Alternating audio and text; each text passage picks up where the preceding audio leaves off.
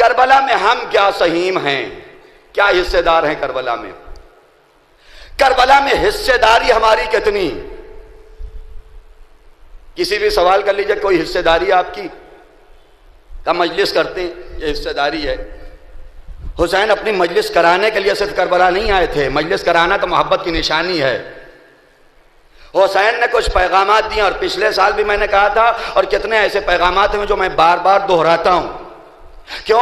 اس لیے کہ جب تک اثر نہ ہوگا دہرایا جائے گا۔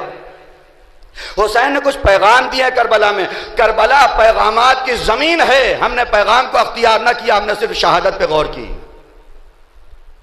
اور بقول ڈاکٹر شریعتی کے، ڈاکٹر شریعتی بہت بڑے مفکر تھے، بہت سی اچھی چیزیں کہی ہیں، بہت سی اچھی نہیں بھی کہی، اسی لیے ان کو پڑھنے کے لیے پہلے صلاحیت کی ضرورت ہوتی ہے، جب کنٹرول ہو جائے تب پڑھیں۔ لیکن انہوں نے ایک بہترین جملہ کہا ہے ڈاکٹر شریعتی نے، کہا حسین کی مظلومیت اس سے بڑی کیا ہو سکتی ہے کہ ہم نے صرف حسین کی تشنگی دیکھی ہے، ہم نے حسین کے جسم پہ لگے ہوئے زخموں کو دیکھا ہے، ہم نے حسین کے پیغام پہ لگے ہوئے زخموں کو نہیں دیکھا۔ حسین نے جو پیغام دیا تھا ہم نے اسے کتنا زخمی کر دیا ہے، حسین نے جو درس دیا تھا ہم نے اسے کتنا گھائل کر دیا، کتنا زخمی کر دیا۔ حسین جب کربلا میں پہنچے تھے، مولا نے کہا بلاؤ بنی اسد کو، ہم زمین خریدیں گے۔ مولا کتنے دن آ رہے ہیں؟ آپ کو تو معلوم ہے کتنے دن رہنا ہے؟ ارے آپ تو اتنے دن رہیں گے کہ آپ کی نماز بھی قصر رہے گی، آپ تو 10 دن سے زیادہ رہنے والے بھی نہیں، آپ کو تو معلوم ہے اجمالاً۔ مولا نے کہا بنی اسد کو بلاؤ، ہم زمین خریدیں گے۔ مولا خریدنے کی کیا ضرورت ہے؟ آئیے آپ اپنے نام نہاد چاہنے والوں سے دیکھ لیجئے، یہ تو جاتے ہیں زمین پہ قبضہ کر کے بیٹھ جاتے ہیں، کرائے پہ رکھے گئے وہی نہیں نکل رہے ہیں۔ مولا ان سے سیکھ لیجئے۔ مولا آواز ہے کہ ہم سکھانے کے لیے آتے، سیکھنے کے لیے نہیں آتے۔ جو حسین صرف 8 دن رہنے کے لیے بھی یہ پسند نہیں کرتا کہ غیر کی زمین پہ رہے، غیر کی زمین پہ دفن ہو جائے، اس حسین کے چاہنے والے کیسے پسند کر لیتے ہیں قبضہ کی ہوئی زمین پہ گھر بنا کے ہمیشہ رہیں؟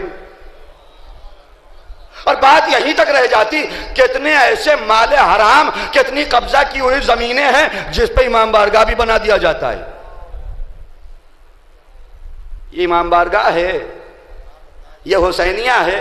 حسین آواز میں 8 دن کے لیے برداشت نہیں کرتا غیر کی زمین پہ جنگ ہو، میں 8 دن کے لیے برداشت نہیں کرتا غیر کی زمین پہ دفن ہو جاؤں۔